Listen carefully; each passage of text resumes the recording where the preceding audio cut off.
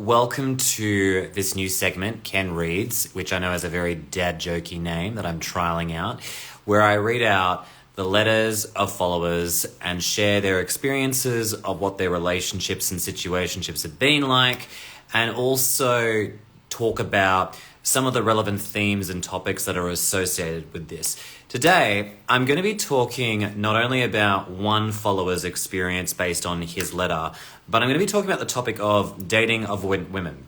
And this is going to be for those people who are not only straight men, but people within the LGBTQA plus community who date avoidant women as well too. So I'm very looking forward to trying to integrate all of that, because I think there has been a stereotype for ages that F-boy behavior, emotionally unavailable men are the norm, when in fact there are so many avoidantly attached women, and frankly, it's not just a male issue. I have so many clients who are lesbians, bisexuals, and straight men who come to me with pretty gnarly experiences of dating women who have like a mega severe avoidant attachment, whether it be dismissive or fearful.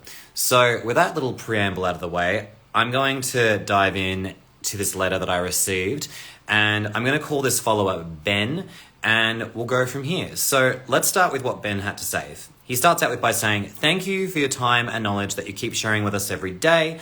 I have learned so much from you, and you helped me a lot with my healing and understanding about avoidant attachment."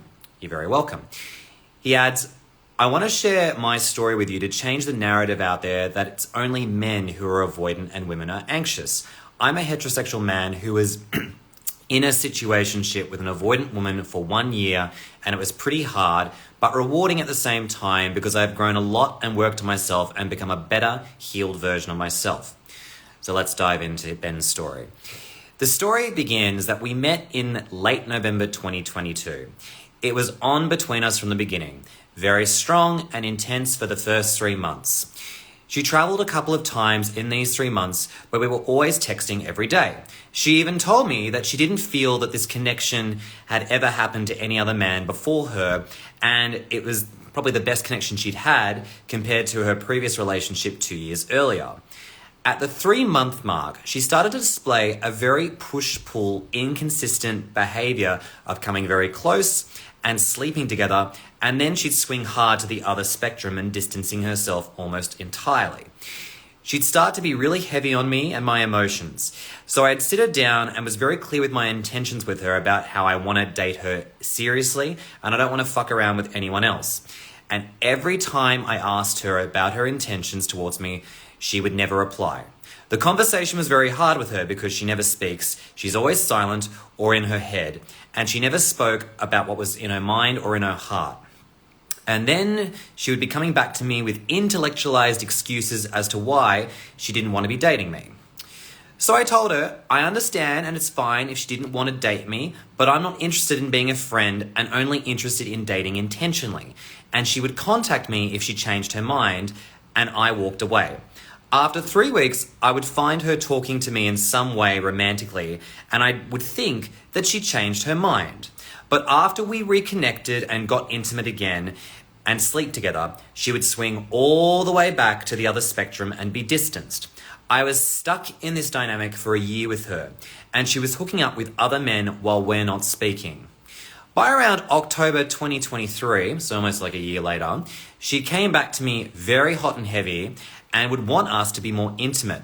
And when I sat her down and told her for the 5th time that I don't want to be doing anything but exclusively dating her, she told me I'm not her person and she doesn't want to do this with me, intellectualizing again. And after that time, by about a month or something, she would start talking to me again, and I knew from common friends that she was also seeing a mutual friend and that I knew. And while she was talking to me, she never mentioned that she was speaking romantically to this mutual friend. So I was emotionally burned when I found this out, and I told her that her behavior had hurt me a lot and I didn't want to speak to her ever again, and I want her out of my life because I never deserved all that hurt and betrayal from her. Since then, it's been about 8 months since we last talked. We live in the same small city and I see her every day and we pretend that we're complete strangers. She still dates the other dude and they look happy together. And it did fuck with me for a bit because it hit my self-worth and also my wounds around my value. But again, I'm grateful for this relationship because it was triggering as hell, but it made me a better man. And then Ben goes into some questions for me, which is, one, my question would be, why would she still be dating and look happy in the relationship while she couldn't do that with me? Putting in mind that when we were together, she was telling me how much she'd never felt a connection like this with anyone else before. By the way, her new boyfriend, I suspect, is avoidant. I know this because we used to be friends, but after they started dating, he stopped being a friend to me. And the second question is, did she really care about me, or was she just fucking around with an attractive guy who gave her all the attention that she wanted, and she was just looking for attention from men and used me? Okay, Ben, thank you very much for sharing all of that with me. I'm sure that's very relatable for a lot of people, not just straight men, because this experience, honestly, is something that I've heard almost told in a lot of different ways, particularly from a lot of my clients who date avoidant women. And sometimes it's very similar to what you'd see in very, I'd say, mega fearful avoidant men as well too. But let's go into this and go through this together. So first things first, I want to just say, I'm really sorry, not only to you, Ben, but to any person who's been in a situation quite like this, because this is a massive head fuck. Like, it's really quite bad to be in an experience like this where you're coming together romantically and you're getting the impression that this person, based on the way they're behaving and also the way they're relating with you, is that they want something more intense with you. And what's really frustrating about this is you're getting all of these, you're getting told, I've never felt a connection like this since my last relationship or with anyone before. Do you know how destabilizing it is to hear that off the back of all this lovemaking, only to then be about 3 months in for this person to suddenly act really cold? It's massive cognitive dissonance. It's a real form of emotional whiplash. And it's not okay to be in that situation at all because you've been left with one set of information and now the behavior is doing a completely different thing. So naturally, I think a lot of people do feel used by these individuals. I will get to your question where you asked if you were being used, but I just want to say I think it's very normal for a lot of people to feel manipulated and hurt and used off the back of these encounters. And what strikes me as interesting is the fact that, it seems like this person just kept on coming back again and again and again. And if they were really 100% not into you or didn't want to have something more intense with you, I just find it interesting that, in my experience, I'll say this at least, when I've done friends with benefits or when I've spoken to people who are very upfront about their intentions, not looking for anything romantic, it's actually very easy to just be like, look, this is what I'm looking for. I'm not looking for something that's a romantic relationship. I'm just here to fuck around. Literally. So what I find really interesting is the fact that you're getting all this information about how great this connection is, and then simultaneously you're being told, silence, essentially. You've been given no reasons as to why, this couldn't work out. And so I think it's very jarring when she then comes back to you multiple times. Like, partway through the letter, I'm reading that this has been like the 5th time that you've gone through this experience. Like, that's a lot. And I know for a lot of women that I work with who date fearful avoidant men, that is not a remarkably high number. In fact, many women who have dated fearful avoidant men know that that number is quite frankly on the shy end when it comes to having repeated cycles with these guys. Or in this case, if you're a guy dating an avoidant woman or, you're in the LGBT community, it's one of those things where it's quite common for there to be this boomerang cycle of getting intensely connected. Then there's distance from a fearful avoidant and then cycling back around again. It's maddening. So I think it's one of those things where being in this situation is bloody confusing. And it's also unfair. It's like, you're very clear with your intentions, and this person is not only silent about their intentions, but she's also, keeps coming back and forth from the sounds of it whenever she wants to just reach out, knowing that you want something more serious from her. I mean, I'm going to be completely honest and say this is now starting to get into the realm of abuse. It's like, this is not okay behavior. If you're going back to someone who clearly is intentional about it, that's not okay. Now, unfortunately, I have to flip the script and also say, from a point of accountability, probably because you're ready for it, I'd say, unfortunately, with the power of hindsight, you probably acknowledge that, maybe you enabled some of this and you didn't know any better. And look, that's fair. I'm going to give everyone a free pass. If this is your first time in the rodeo with someone who's a fearful avoidant and you don't know what this is about, totally fair. I'm not about to, slap the accountability label on anyone just yet. It's okay. But just pro suggestions for people going forward if you've had this experience is, if you're in a dynamic like this where you're very clear with your intentions, boundaries are essential to protect yourself. If you're upfront and clear being like, I'm looking for something intentionally romantic and I'm looking for a monogamous relationship, and you keep allowing this person back into your life, first time, I'll let you off because you've never had an experience like this before. But if you continue to allow it and it continues to hurt you, you definitely need to consider where this is coming from and why you don't have boundaries in place too. Just putting it out there and saying it's important to think about. But that is a lesson to be learned much later down the line in healing as well too. So let's get to the final part of this letter, where Ben goes on to talk about how around the 5th time that this person came back, they were also seeing a mutual friend, and it seems like that escalated very quickly romantically as well. Okay, I just want to say this. I have heard so many stories where a fearful avoidant who is being really bad in terms of their behavior towards their partner has, done the hot and cold cycle, for a number of times now, and is lining up another person almost as like an escape from the primary relationship that they're in. And they'll do it in such a way where they don't communicate that they're doing this because of their low self-worth. They don't involve you with what's going on as well too. And it's really not okay at all. I've seen so many people who've been betrayed by this. So many people have been broken by these fearful avoidant partners who just go on to just introduce someone else so they can feel better about themselves. And I think a lot of this is done out of shame and also about the fact that they feel really crappy about themselves and they just want to get away from their bad feelings. And so they'll just jump into someone almost immediately to avoid taking any accountability and responsibility. I've actually heard some really gnarly versions of this story in the LGBT community, particularly from some clients who have dated avoidant women where everything was progressing reasonably well.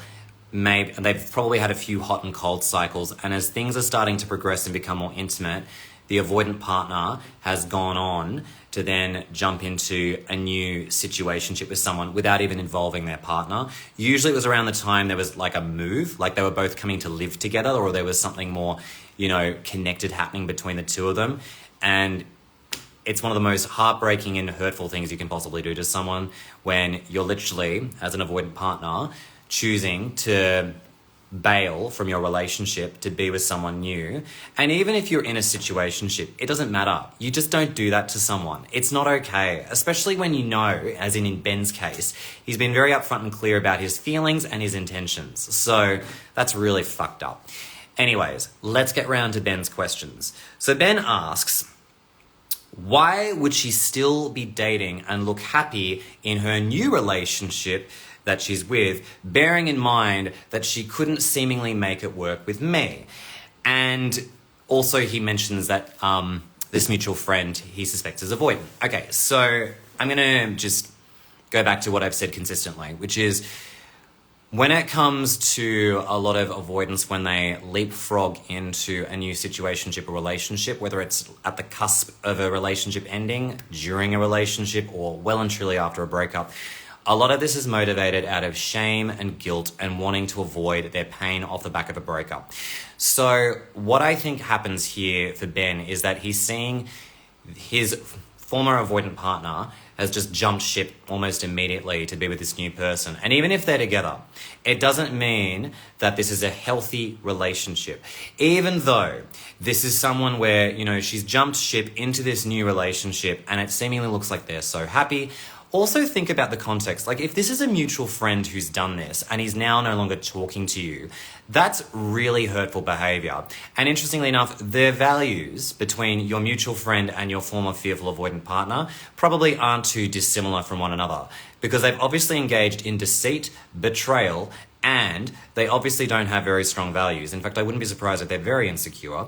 And frankly, if that's the kind of relationship they're going to have, they're probably capable of doing that to themselves as well as other people in the future.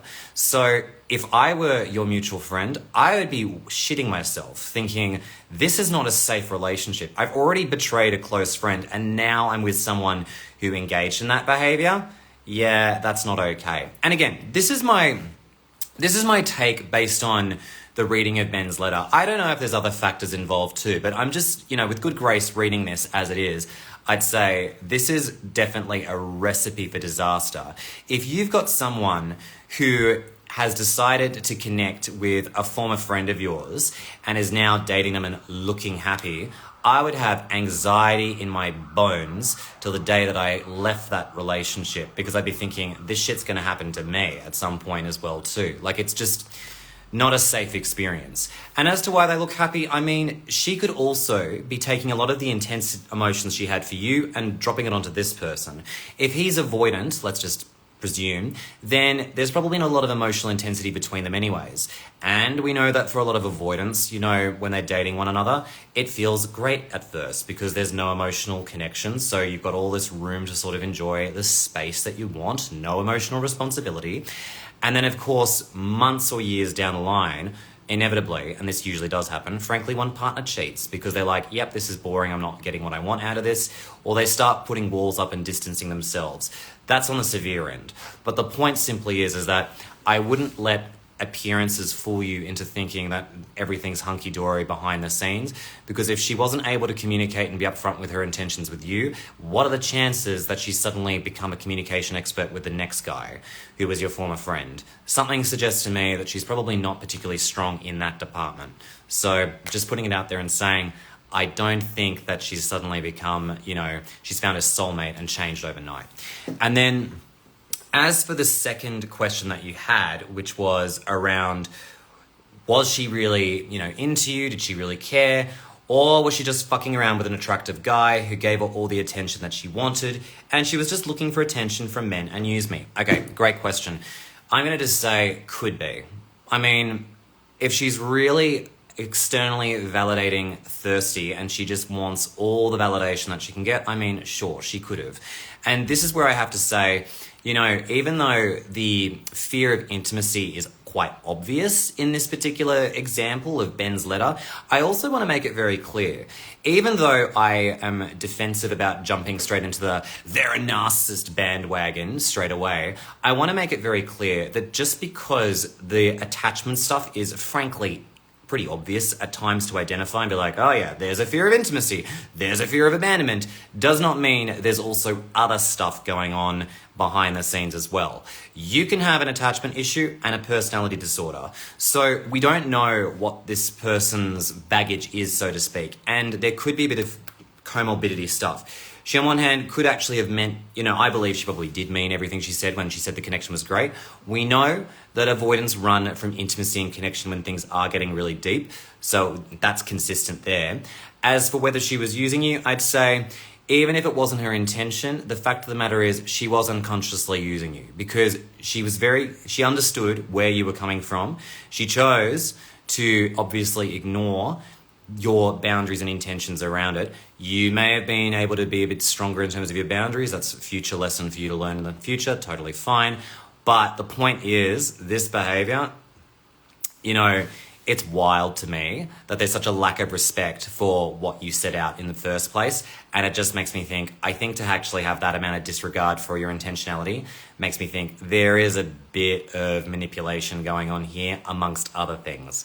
So this is pretty extreme in my experience based on what I'm hearing. And I've heard some pretty extreme stories. But like I said, I personally, if I knew that I was trying to just if I was trying to get closer with someone for that emotional connection, when they've clearly told me they're looking for a relationship and I was freaking out about it and I still kept going back, that's abusive. And so at that particular point in time, I'd say if I knew I was doing that, I would be feeling very guilty and upset inside of myself for how I was behaving. And I probably want to try and get away from that guilt and shame as quickly as possible. So I could understand how maybe that motivated her to jump ship as quickly as she did. Because you can't outrun a lot of that stuff. That stuff just, until you work through it, that's going to chase you forever.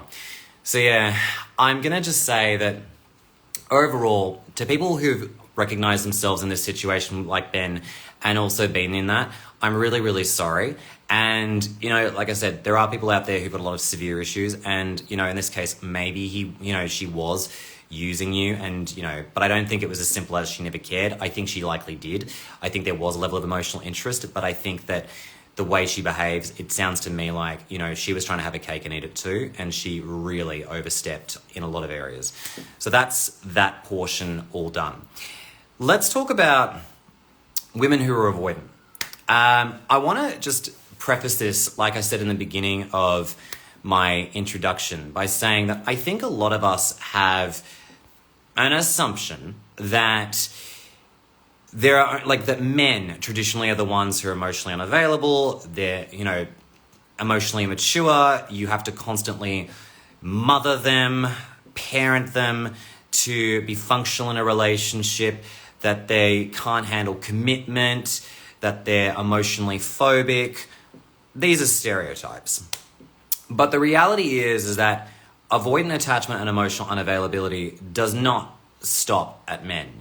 It is actually very much across the genders. And one thing that I find really curious is when my male clients in particular, and even like my bisexual clients and my lesbian clients, are dating and avoidant women, how the tropes of dating and relationships almost do a 180.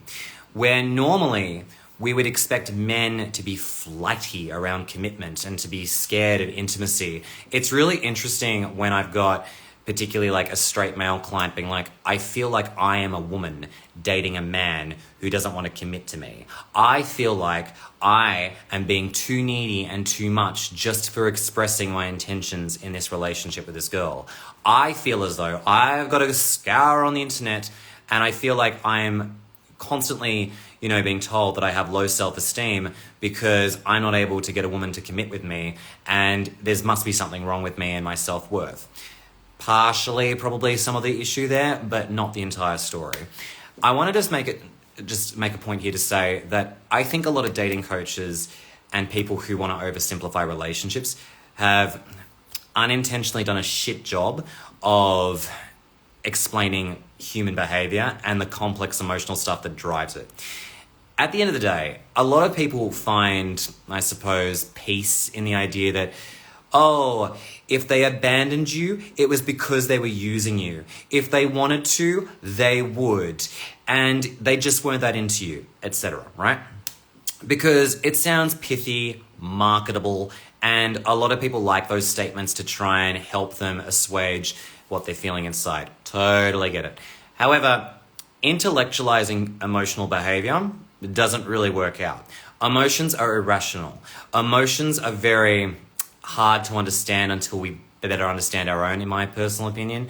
And frankly, there are a lot of people who are very emotionally mature and resort to rationalizations like this to make sense of this sort of stuff. So when you hear people, particularly dating coaches and some therapists, trying to tell you the reasons as to why people do what they do in these overly simplistic, intellectualized ways, chances are they haven't got a clue as to what's actually going on. And I'm not saying I 100% know what's going on all the time. I don't.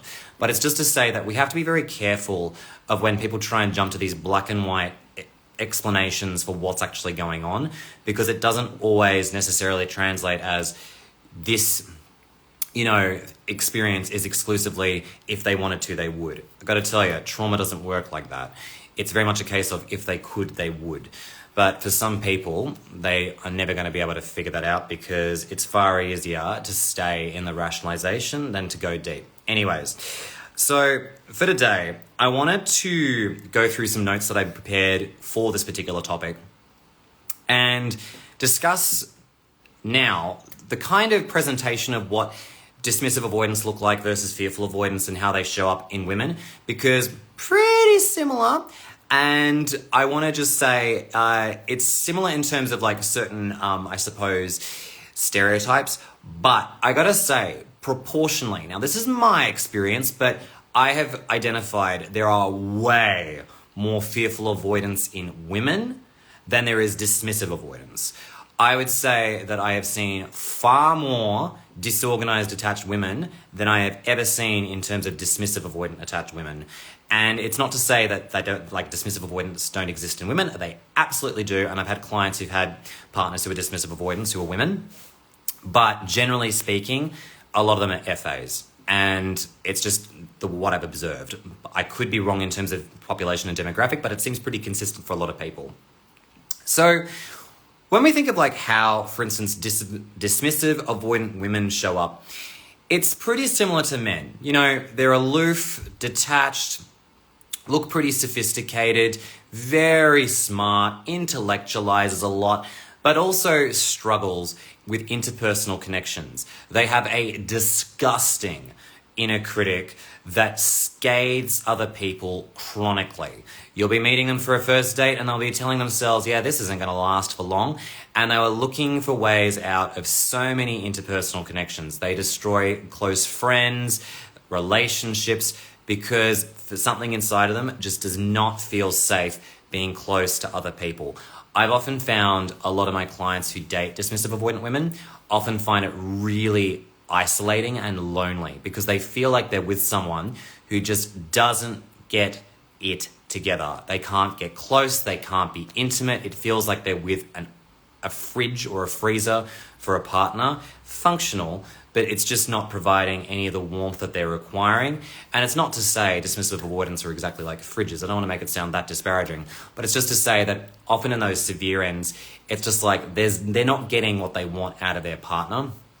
And it is really, really, really hard to connect with these people, even if they're bloody brilliant in so many aspects of their life. They're doctors, they're lawyers, they're, doing all amazing things in their work life and hold themselves to such a degree of perfectionism that it really does feel like you've won the jackpot. You found someone who appears like they're emotionally stable. They have all their stuff sorted. They're down to earth. But little do you know that these women who show up as absolute marble in so many areas of their life often find it hard to show their crux and their vulnerabilities out of fear of being rejected and also having to deal with another person's emotional stuff. So it can be really, really hard. And I also want to add too, in my opinion and also my experience, a lot of dismissive avoidant women and men have pretty bad depression. Like they've got really bad depression and they're often in mega denial about how they are. They'll often say, I like how I am. I like how I behave.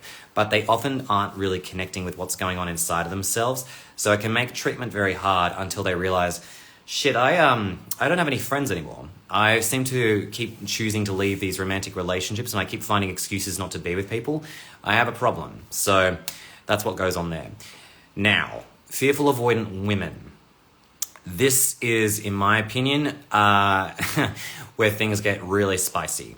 So I will be honest and say, across all, and particularly my male colleagues, male clients, lesbian clients, bisexual clients, there is something very exciting, I think, about fearfully avoidantly attached women, because often they present bubbly, intensely romantic, very charming, very down to earth, funny as hell. They're usually very good at creating chemistry with you early on. These people are very, very interesting in terms of the way they engage. They're often wanting to see you, speak with you consistently. They may even say they're looking for a romantic relationship. Now, the flip side of the positives on the surface is that we're dealing with people who, at their heart, can be very emotionally juvenile, very young at heart, and also capable of doing some mega damage to people, especially when they start going through hot and cold cycles. So for these women, I often find they present themselves almost like the manic pixie girl, where they look on one hand like they're aloof, they're, on top of their stuff, but they also might feel like they're trying to carry the weight of the world on their shoulders. They might talk about how they're trying to, do better for their family, and they feel like they need to work really hard to save their friends and their family from a lifetime of poverty. It's almost like they've taken on so much responsibility from other people without questioning, is this my responsibility to bear? You might also find they engage in really toxic perfectionism, where they might have some unrealistic health expectations on themselves, where they need to look a particular way, show up in a particular light. And so this can also lead into other things. You'd see often a lot of fearful avoidants have, and this is across insecure attachments, you often find a lot of fearful avoidants have bulimia, anorexia, eating disorders, and they have a really unhealthy relationship internally. Many of these individuals are hardcore addicts. They'll usually have like a drug, an alcohol, or a socially acceptable form of addiction that they're sticking with to try and numb down a lot of the intense emotions inside of them. A big emotion that I find in a lot of fearful avoidance, especially in women, is rage. A lot of these women who've come from especially emotionally incestuous or enmeshed backgrounds have so much pent-up anger towards particularly their mothers or their fathers, depending on who was more dominant, and they often project it onto their partners. I've had so many guys who've just been screamed at, out of the blue, all of a sudden, and been told that they need to get the fuck out of their apartment or just leave them alone, or that they're hurting them for no particularly sound reason, and it just sort of comes at them like a tsunami, and their partners are understandably like, what the fuck just happened here? Where did this come from? For a lot of fearful avoidant women, they often engage in mind reading. They expect you to be able to understand what they're thinking and feeling much of the time. Because they struggle to communicate themselves, and again, no excuse, but it happens due to trauma, they can get really despondent when you seemingly can't figure out why they're seemingly not feeling good about themselves. They're more prone to playing games with you and testing you. So having moments where they might be trying to get you to interact with them and to open up with them to test whether or not you're good with vulnerability. But then alternatively, if they're feeling bad and they feel like you've hurt them, whether that's legitimate or not, they might test you by saying, I'm fine, when they're not, and expect you to see, to probe and find out what's going on, even though they may not even know themselves why they're feeling so hurt. And it may not actually have anything to do with you. It may be some stuff that got triggered for them, but then they might use that as the basis to suddenly walk from you and leave the relationship. So there's a lot of emotional dysregularity, and it's really, really mega hot and cold for a lot of people who go in, who go through this as well too. And we often find that for these individuals, their self-worth is rock bottom, and it's not particularly pleasant. So just want to state here and say that I often find that a lot of fearful avoidant women are very, very, I'd say, appealing, particularly to people who have the following, I suppose, desires in terms of a female partner.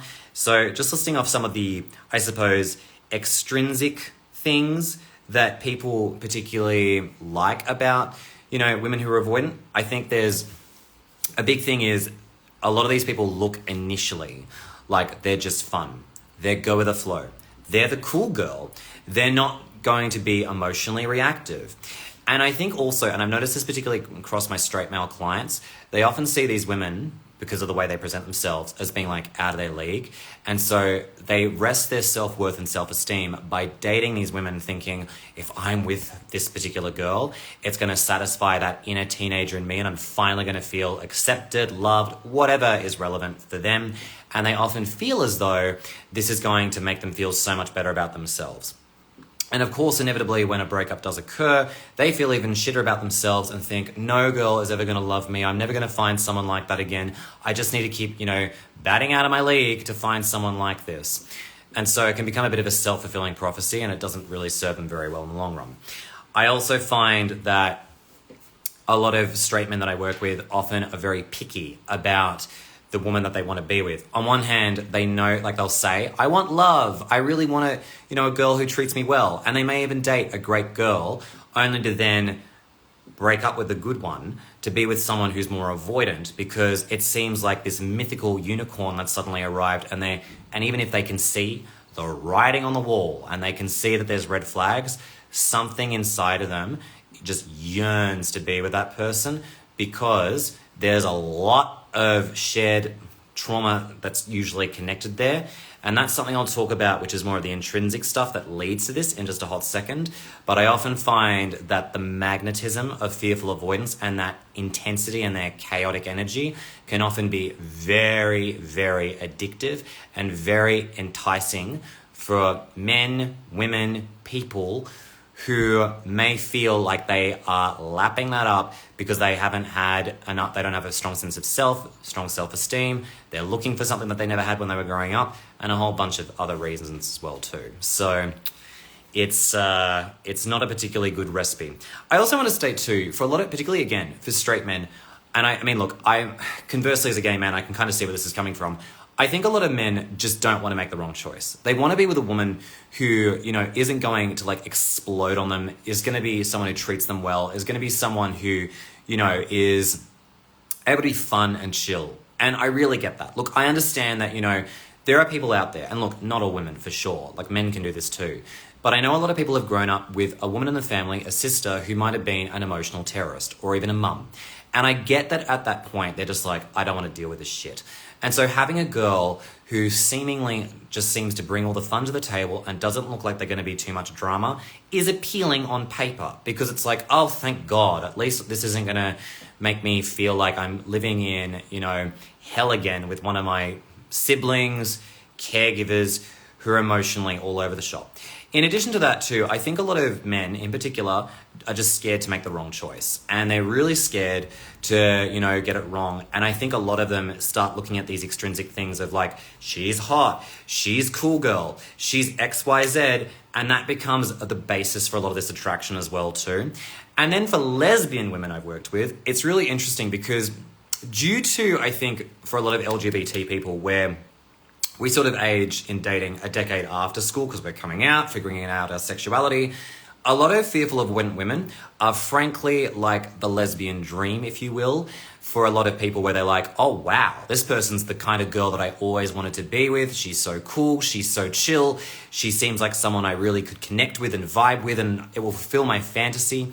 So even though across the sexualities, there's obviously, you know, some different stuff that goes on, a lot of it can be quite similar.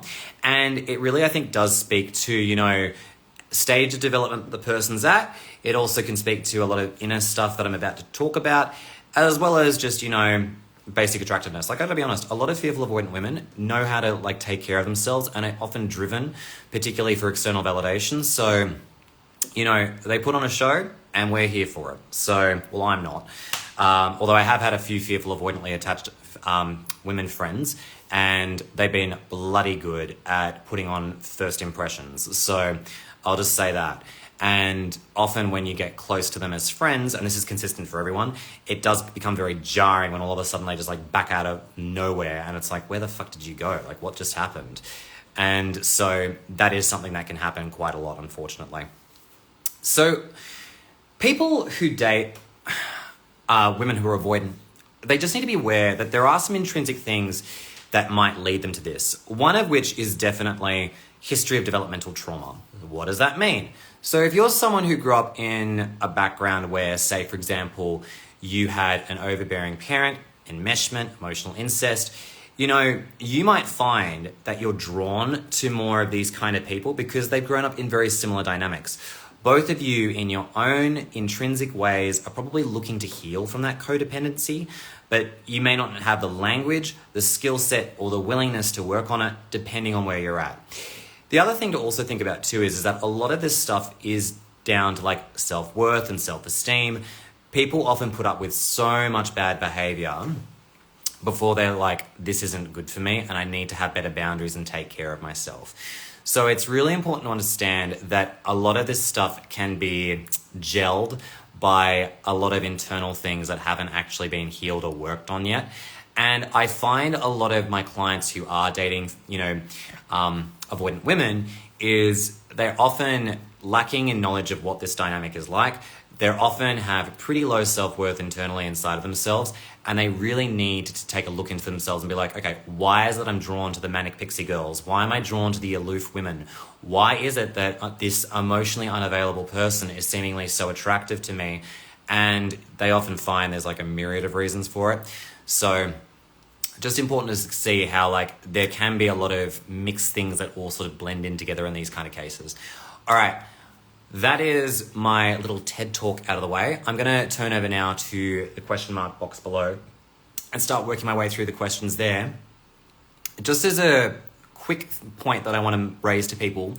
So a lot of you may know that I've started reading out letters from my followers. In the month of August, I'm going to continue reading some of them out for free, just for now, because I'm enjoying it. And I can see a lot of people get a lot of value out of it, which is great because they're like, oh, this story relates and I feel like I'm healing as a consequence, which is normal. That's the outcome we want, or I want anyways. But I'm probably going to make it more of like a paid thing, like down the line, and I'll do that as something, later, which I'll be very upfront and clear about as sort of like an offer for people if they just want to have their story told anonymously and for me to give my 2 cents on the whole situation. Because I know a lot of people realistically actually get a lot of healing from validation. And I'll be honest, I'm not the kind of guy who's just going to give validation for the sake of it. If there's moments where I'm like, I think you need to think about this, I'll say it as it is. But I'm happy to blend it where it's appropriate. So just putting it out there and saying very clearly, it's not about being like, avoidance of the scum of the earth and they're all bad, because absolutely not. It's more about saying, like, in this particular instance, I think the relationship or situationship was lopsided. There's more work for your partner to do, and maybe you need to think about these things too. So just putting that out there and saying, that's where you need to think, like, that's where I'll be very clear and upfront about, like, what's your side of the street, what's theirs. And if you are an avoidant attacher, you've had a particularly dodgy situationship or relationship you want to share about, please feel free to, reach out to me and submit a letter if you want. I can tell you where to do that. I'm not opening it up to the public just yet, but I'm happy to obviously share the experiences around, because I know it's not always a cakewalk for the avoidant attachers who are working on themselves either. But as a lot of you know, my audience, mostly people on the receiving end of mega avoidant stuff. So with that little preamble out of the way, let's dive into Q&A. Okay, how do you know if you're just not into them versus your avoidance is the issue? Oh, I can answer this one very clearly. I am someone who identifies with more like mild anxious to secure attachment, but I'm going to paint out a few scenarios where I've had that. So I'll speak for myself. There have been times where I've dated men where I've just not been into them. They've been lovely. They've ticked a lot of boxes. And I knew, like, even from date 1 through to date 10, I'm just like, I'm sorry, I'm just not feeling it. And I also tried to get it more deep with the person, and I also tried connecting more and also tried to get to know them. But I was just like, I'm just not feeling it. In fact, if anything, I feel dead inside. And it wasn't a case of I'm attracted to like the drama or chaos. It was a case of there's just nothing here. And I felt like I was forcing myself to show up rather than actually enjoying the experience. And it wasn't... When an avoidant describes the panic that sets in when they're getting close to someone, that's a real like fight or flight sort of reaction where they start internally catastrophizing and doing all this erratic behavior where it's very jarring. For me, in those situations, and I've seen this across a lot of my clients who've gone through similar experiences, there's no chaos. If anything, it's more just like, yeah, I can feel in my gut, I'm just not feeling it. And it's not a case of giving this another month to see if chemistry is going to bloom. It's just that I'm not feeling it. So that's that. Another example I had way earlier in my life, when I was first dating people, I remember I dated someone who I knew like way back when I just didn't think I could see a future with them. And they were someone that I liked. And I even told them like, look, I love you. And with the power of hindsight, I probably would have behaved differently, if I were to do events over again. Did I love that person? In the moment, sure. Did I really want a relationship with them? No. And for me, it was convenient because I was going through a very stressful period at work. I was also going through a lot of stress with family stuff. And when it came down to the ending of that relationship, again, I didn't have this internalized catastrophe of just like, they're getting too close, I don't want this, they're going to think that I'm not good enough. For me, it was quite the opposite. I was pretty calm, chill, not robotic, not cold. I was just very much like, I've got to be honest, like I'm just, I'm not at a stage where I actually, should even be in a relationship. And frankly, I'm also not feeling like I'm getting what I need out of this, and it's not healthy for me. So I want to make it very clear that, back then, to be honest, I could have come across as avoidant. Honestly, I look back on that situation and I think sometimes like, yeah, that sounds a little bit avoidant to me. But my motivating reasons intrinsically for breaking it up was not because I was scared to date this person. It was because I was like, this is not the right person for me on so many levels, even though there was a bit of an emotional thing there too. And it was very like, wash my hands of it, cut and dry. That was it.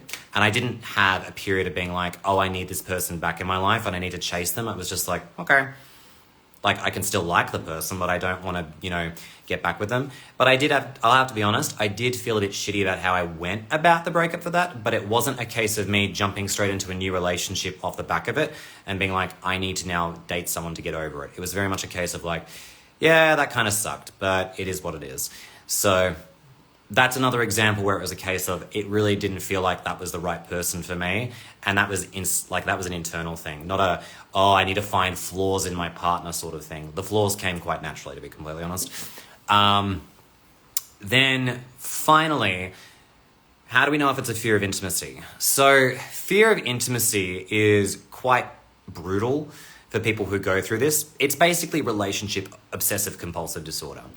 So when you are going through ROCD or fear of intimacy, what's happening is something inside of you is saying that this is just like, something inside of them starts to like get really worried, and it can be very quick or it can be gradual over time.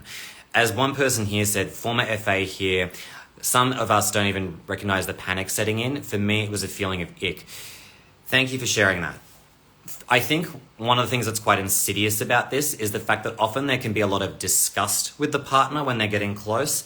There can also be a lot of frustration building up almost off the back of these intimate moments that are getting together.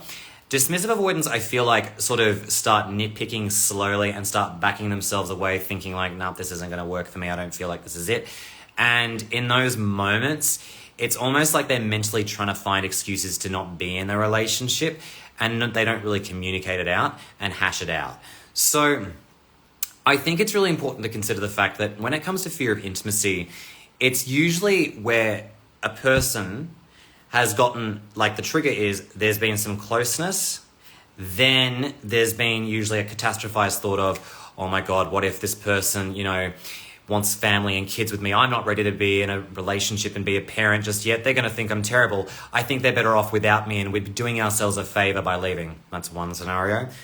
Something particularly for a fearful avoidant is literally after a great romantic day, they could just become extremely irritable with their partner and be like, ew, yuck, I need to get the fuck out of here.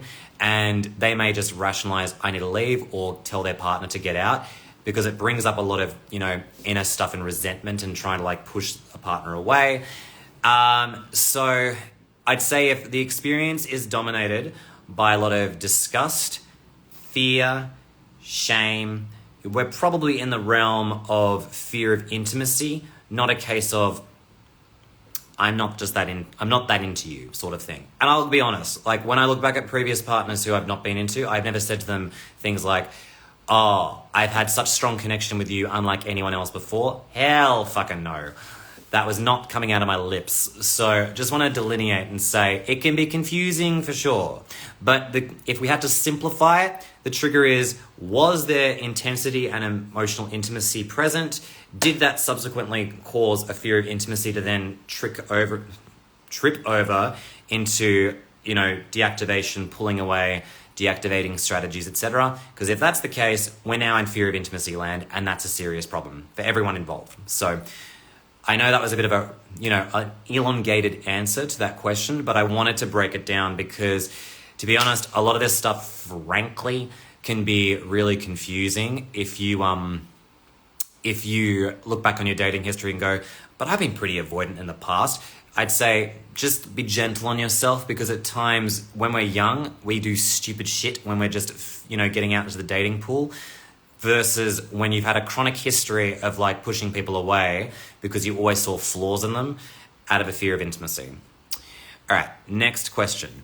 By the way, I don't think this got picked up in the question mark box, but someone actually asked a really good question And actually, it wasn't even a question. It was a statement. Someone said, "I hate that I'll never get the closure I need. Any advice?" And someone then said, "You got to create your own." Okay. For those of you who are my clients, you may know I have a very different take on this, and I'm very unconventional with this. I actually believe as human beings with these experiences, you fucking need closure. And the way I often tell my clients to go about this, if it were me, this is how I did it for myself. You will get to a stage where eventually you realize that you need to speak up for yourself. Many of us who have dated avoidance, frankly, have a fawn, people-pleasing response. So how does that play out? We stop processing people's bad behavior because we're trying to get along with people who are behaving badly.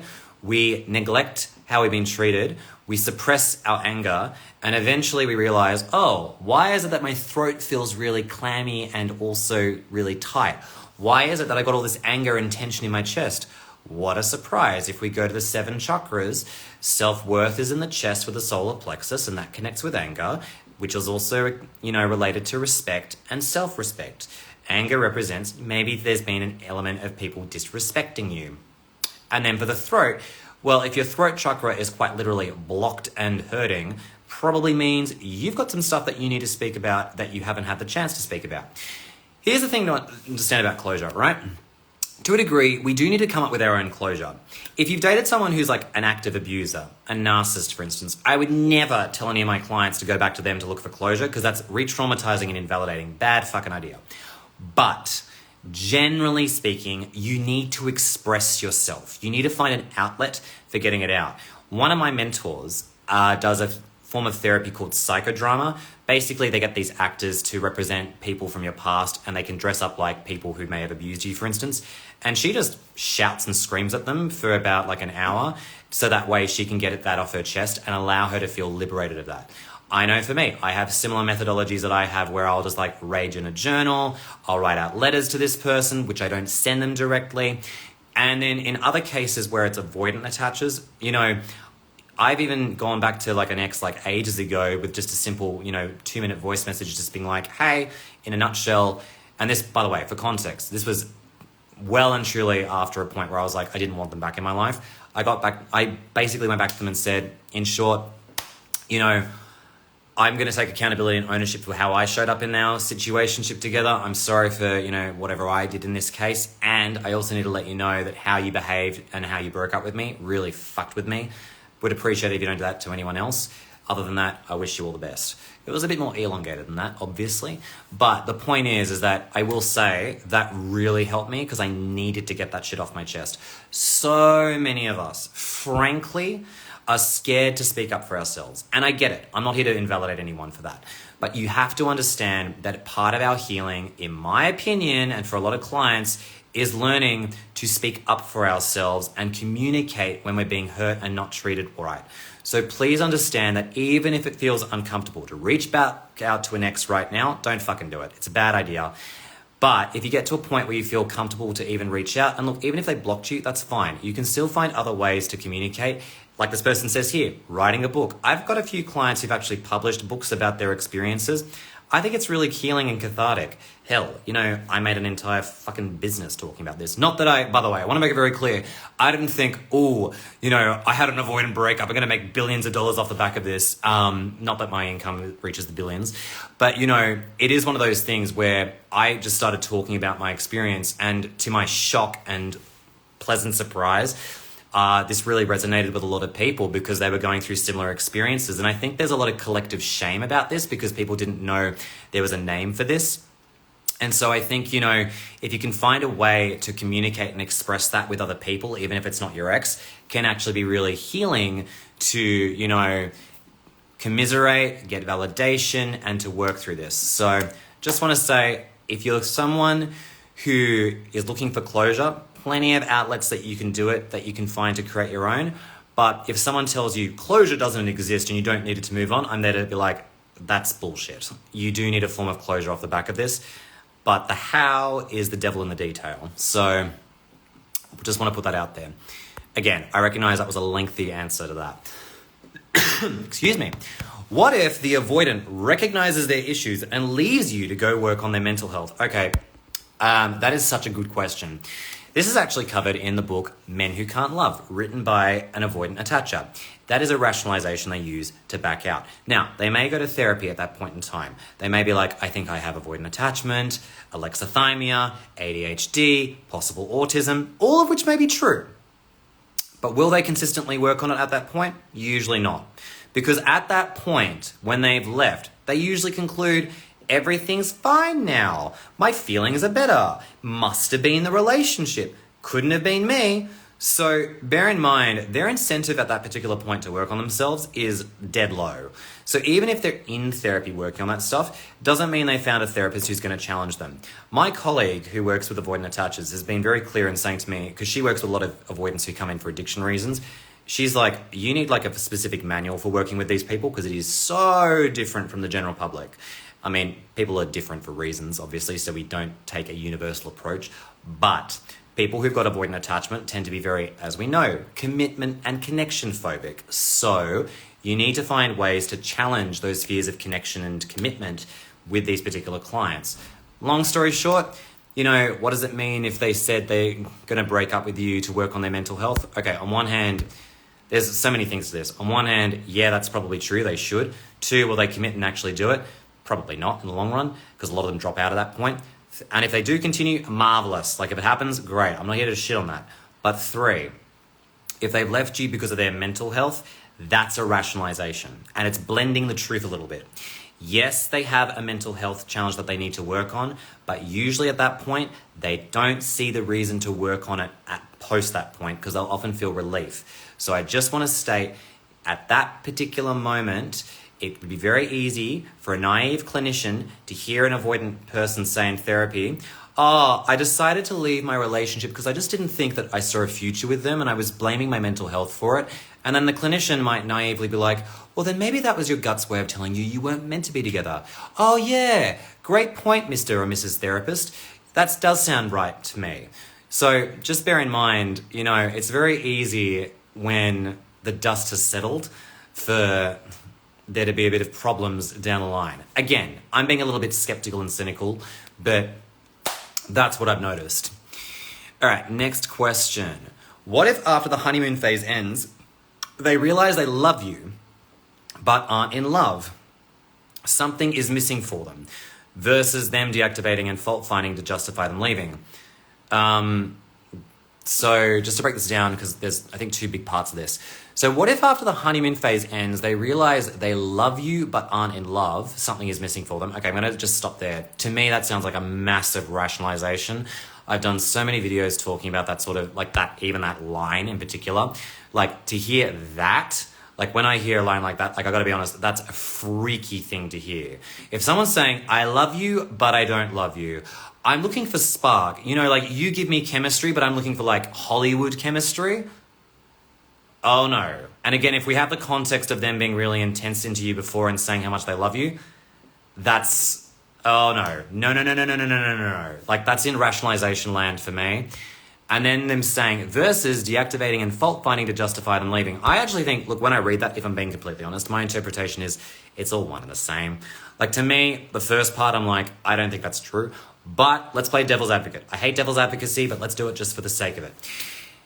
Okay, let's go back to my example of my past. I said to a previous partner when I was young, I love them. But if I'm completely honest, with myself back then, at the time, I loved a portion of the experience and I didn't break up with them because I was looking to find, something deeper with someone. I was literally at a point where I was like, I'm young, I'm looking to play the field, and it was very different. And I didn't have a previous history or aftermath where I've shown that fear of intimacy again. That's just context. But I also want to say, like, when I hear that, my brain goes, this doesn't really feel quite right to me with this particular example. So that's why I'm thinking this does feel like it's in the realm of rationalization land and it doesn't feel like a legit reason. So, bit weird. As this person says, I love you, but I'm not in love, with a rolling eyes emoji. That's kind of how I feel about it. I'm sort of like, what the fuck? It's a bit of a weird rationalization to me. Why do they blame everything on the other person? And how do I recover from feeling awful about how they blamed me and breadcrumbed me? Okay, so usually it's the fearful avoidants who will blame you for their stuff. So why do they do it? So to explain why someone might do this is avoidants often know when they have shut down. Like what often happens is a part of them will know they're starting to go into fear of intimacy land. And part of them knows they are the problem. And many fearful avoidants, because they're much more connected to their emotions and have also had a history of feeling like they're always the problem. They have a core wound of being a bad person and being defective and dealing with very emotionally manipulative people. What happens is this. They will start to shut down and be like, oh my God, this is too close, I don't like this.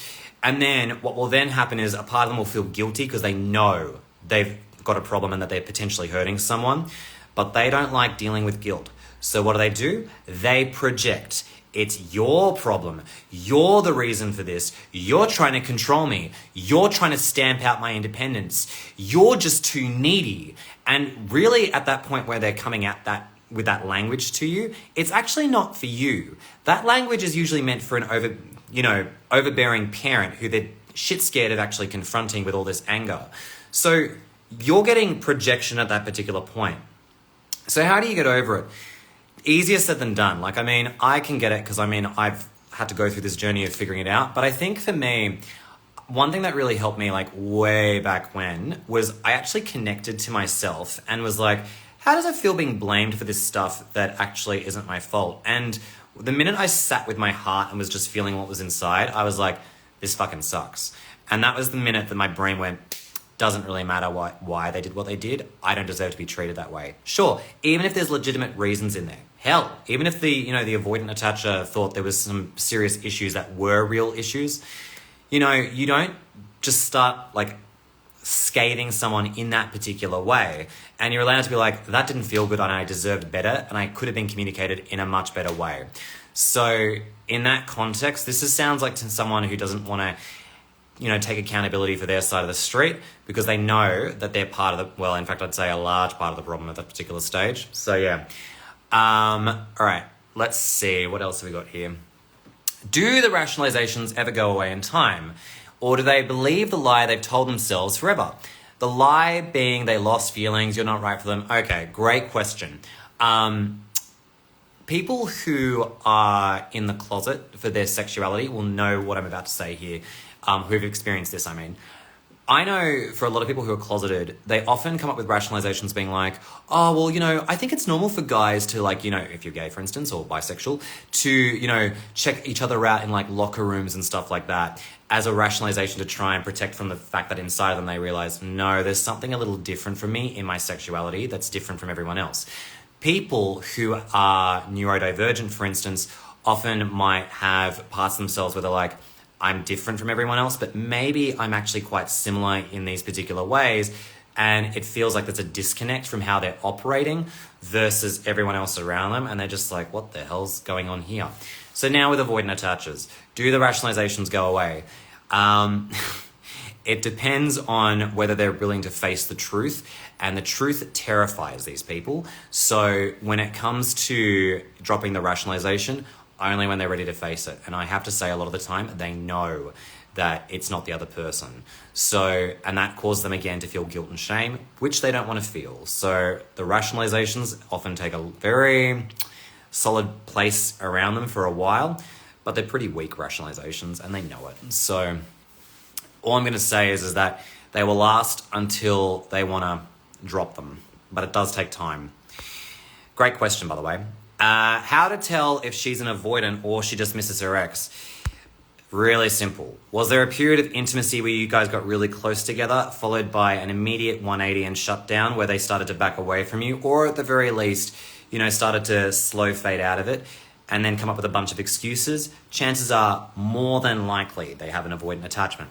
Was the situation around their ex, what was their ex? Was it someone that they really loved? Was it someone that they really cared about and they were good with? Or Did they just not like their ex? Would they constantly complain about how their ex was boring, abusive, toxic, an alcoholic, needy, and then they're suddenly back with them?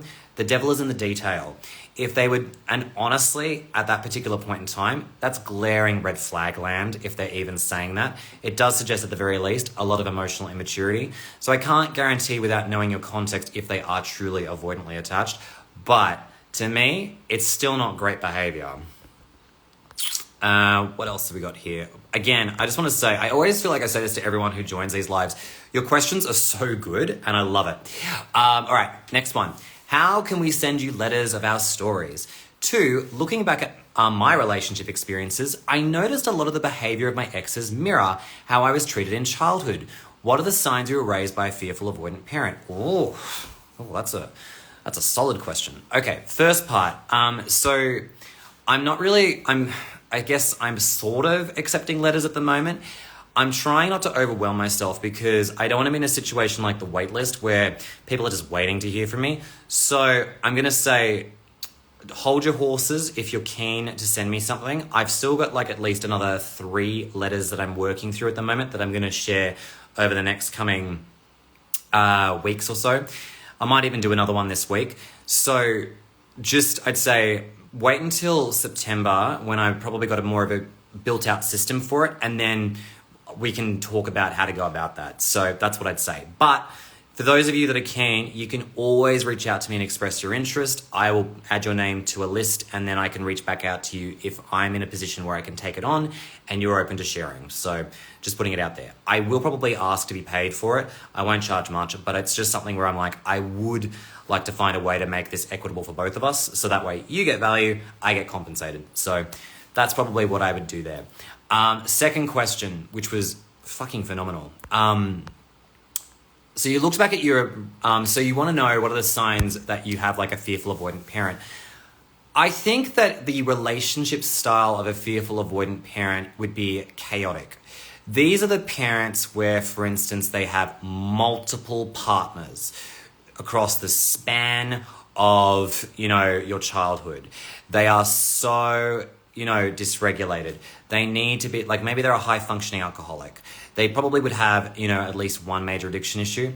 I would argue that they're the kind of people where they would be very intensely loving you one minute, then retract all of that energy and put it to someone else. So you'll feel like there's a degree of love bombing, not mirrored, but conversely, there's also the opposite of that, where you're also getting a lot of like distance, abandonment, and isolation from that caregiver. So you're really feeling as a child that hot and cold intensity that you would if you were dating someone like this, where on one hand you crave the validation, but you've also been betrayed by the caregiver. And the person is your parent probably struggles with massive codependency issues. They can never be alone for a second. They always need to have a partner, and they usually find partners who are dysfunctional. So that's probably where I'd say, you're now in the realm of having a fearful avoidant parent who's got big attachment issues, amongst other things. That's what I would paint it there. All right, next question.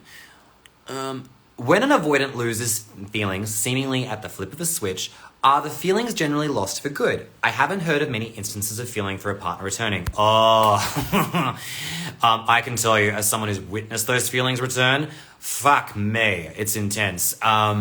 Short answer is they do come back in their own time. But when they hit an avoidant at that particular moment, oh my God, it is not pretty. Like, they do not feel good about themselves.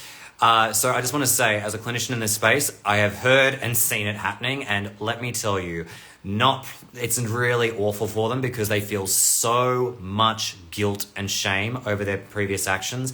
I actually have an acquaintance who, very, very fearful avoidant. And he had broken up with his partner for seemingly, sex-related reasons. But oh my God, when he realized what he did, beside himself. He was not in a good way at all. Really, beside himself.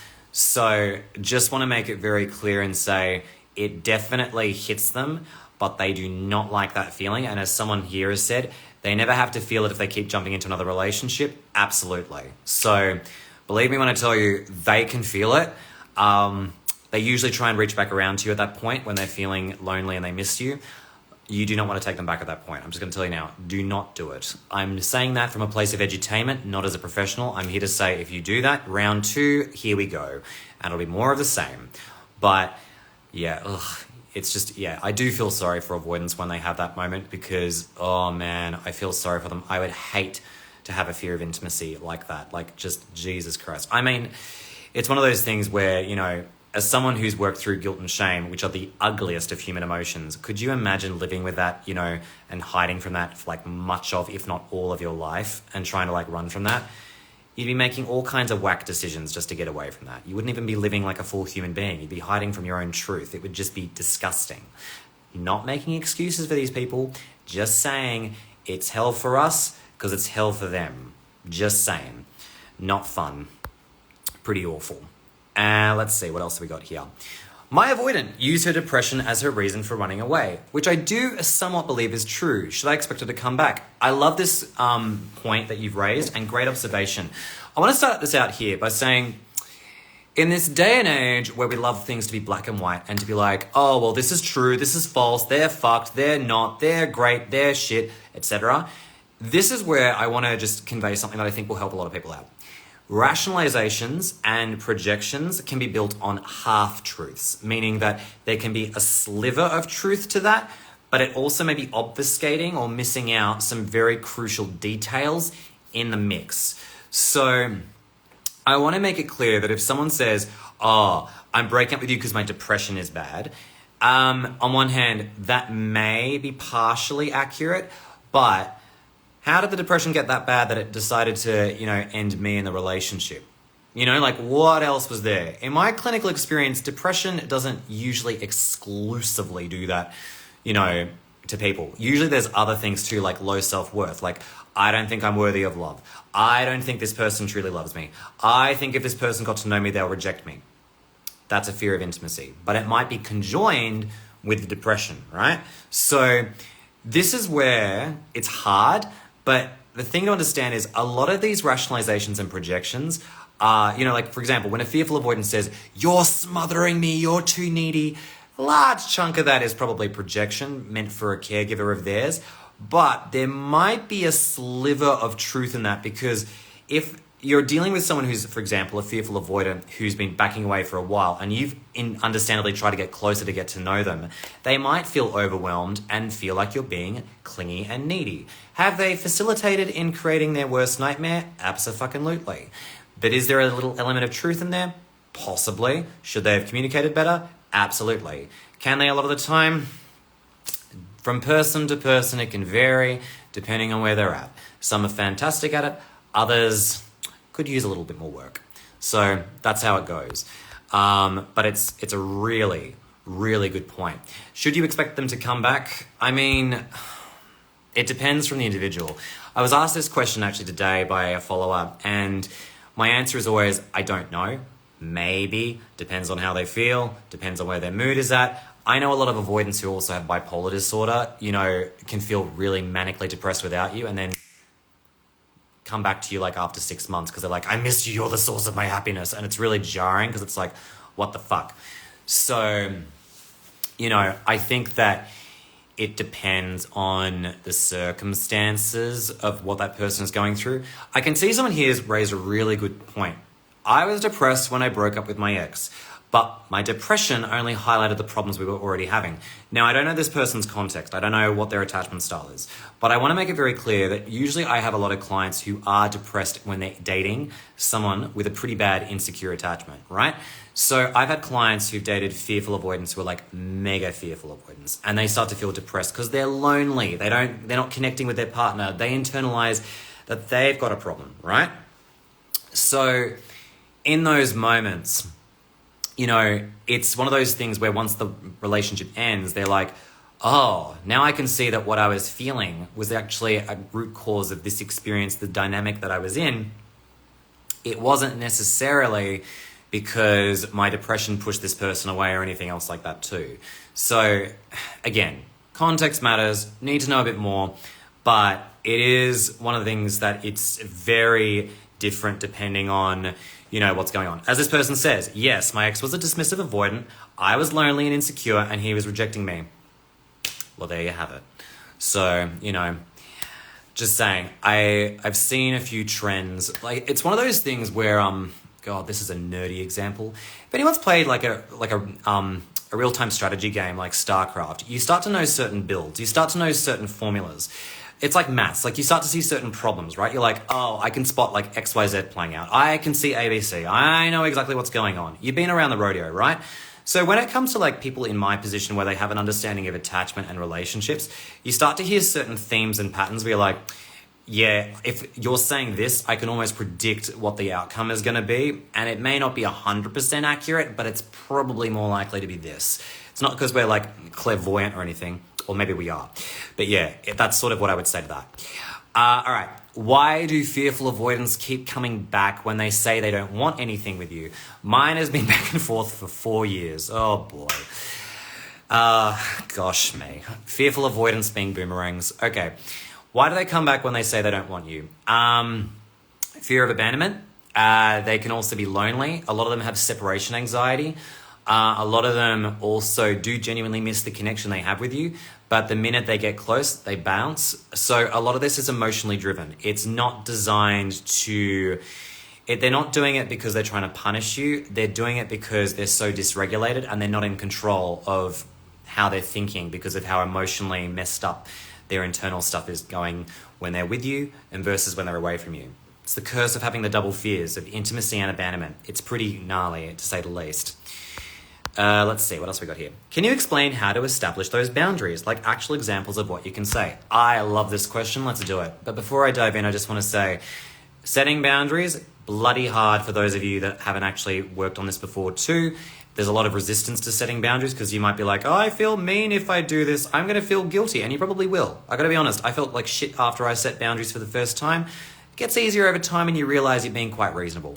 So let's say you have a fearful avoidant partner coming back after they said they didn't want to be with you. My way of going about that, if I was in a situation, is like, hey, I really appreciate that you're coming back to me right now. On one hand, this feels validating, but I really don't feel good about returning to a situationship or relationship just yet with you, because even though you sound genuine and interested to pursue things, I just can't go through that again because it was too much for me last time. So I'm going to respectfully leave it at that. That's a more hard boundary. And I would certainly have that because I'm like, I ain't putting up with that kind of behavior. It's too much for me. More gentle boundary, if you're willing to test the waters with a returning avoidant partner, is you could say something like, hey, love that you're coming back to me. I am curious to know your reasons for returning now. But I also just want to state that if we are going to do this, what we went through last time, the aftermath really destroyed me. I can't go through that again. It really hurt. If we're going to go through this again and try and make this work, my one, request is that we both go to couples counseling to try and work on this, because I don't think that we were completely perfect before. And if we want to try this again, I need professional help because it would actually make me feel more safe. A gentle request. Totally fine. That is how you would do it. Now that's external boundaries, but let me share with you an internal boundary that I have for myself, which is I am never getting back with someone who does that to me. That's a hard boundary I have for myself. I will never, not even for love, put myself through that shit because it's just too much to go through. I'm better at dealing with it now. I've got the education and also the inner resources to work through it, but fuck that shit. That is my promise to myself. No way. No, Jose, not doing that at any point in time. I've just bought the shirt, written the book, created the Instagram account, not going through it. So no thanks. But again, that's a hard internal boundary. A more soft internal boundary might be something like, say, I will give this person 3 chances, and at the 3rd chance, if they've done something that really hurts and annoys me and it's not getting better, we're done. It's about holding yourself responsible and giving you self-respect. The extrinsic ones are about telling people how you'd like to be respected. That is how I would verbalize it. But then off the back of verbalizing it, you need to make sure that you maintain your promise to yourself to protect yourself. That's basically it in a nutshell.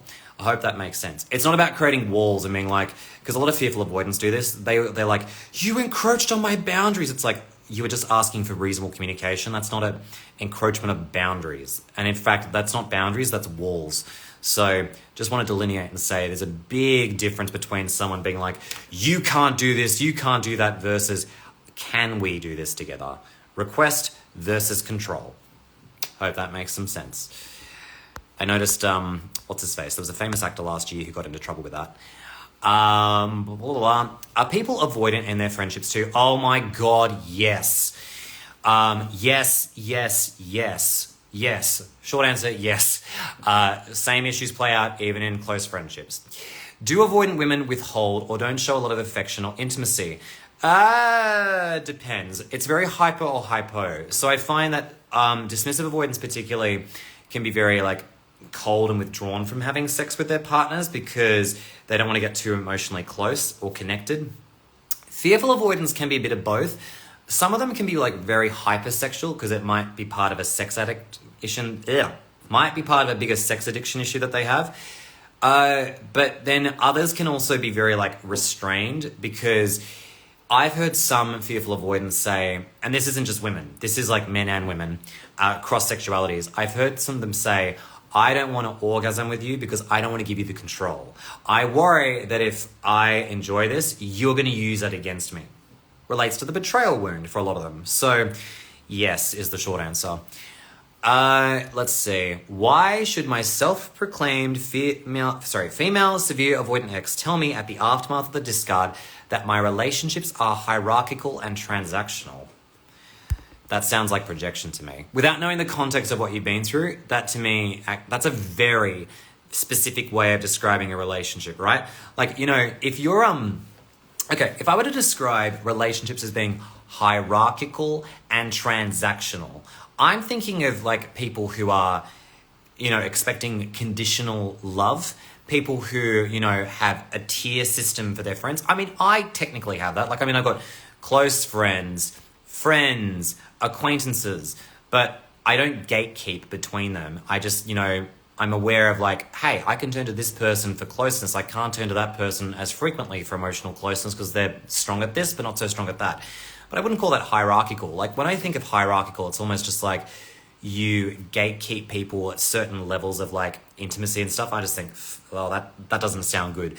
To me, I have a funny feeling that's projection, and it's probably a projection from their experiences with very bad caregivers who are very like, you know, controlling, micromanaging. Just, I imagine that's more from them than it is about you.